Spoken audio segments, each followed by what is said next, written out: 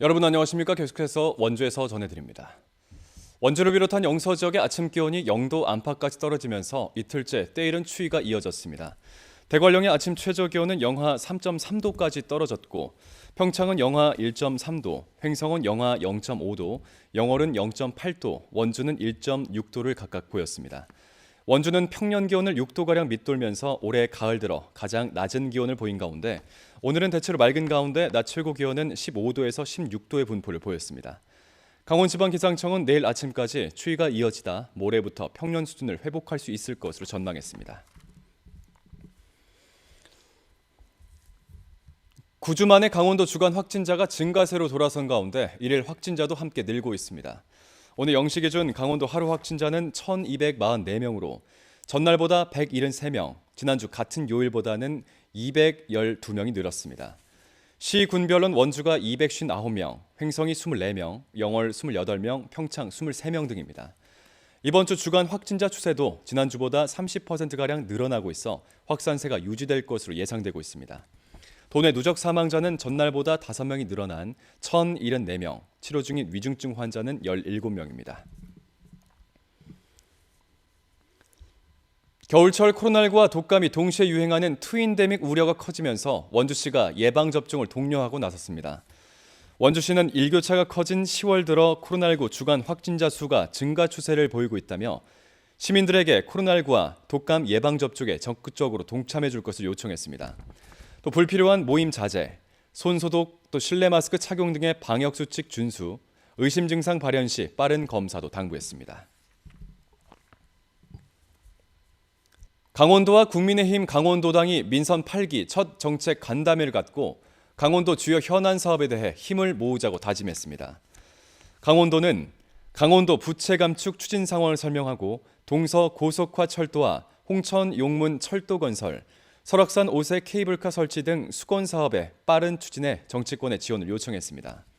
또 특별자치도 출범 준비와 반도체 클러스터 조성 등 민선 8기 핵심 공약 사업들과 접경지역 군납 우선 구매제도 유지, 농자재 반값 지원 등도 제안했습니다. 오늘 오전 11시쯤 영동고속도로 강릉 방향 횡성 휴게소에서 승합차가 보행자 2명을 덮치는 사고가 발생했습니다. 이 사고로 차에 치인 60대 남성 1명이 숨졌고 또 다른 보행자 1명과 승합차에 타고 있던 운전자와 동승자 등 7명이 중경사고를 입었습니다. 승합차는 보행자 2명을 치고 건물 앞 펜스를 들이받은 뒤 멈춰섰는데 운전자는 급발진을 주장하고 있는 것으로 파악됐습니다. 경찰은 목격자 진술과 CCTV를 확보해 정확한 사고 경위를 조사하고 있습니다. 강원도 소방본부가 대관령 KTX 터널에서 사고 대비 합동훈련을 실시했습니다. 강원도 재난안전실과 강릉, 평창 소방서, 경찰서, 지자체 등 9개 기관이 참가한 이번 훈련에선 터널 내부의 사고를 가정해 원격 단말 장치를 통한 교신과 유관기관 간의 재난통신망 교신 등을 파악했습니다.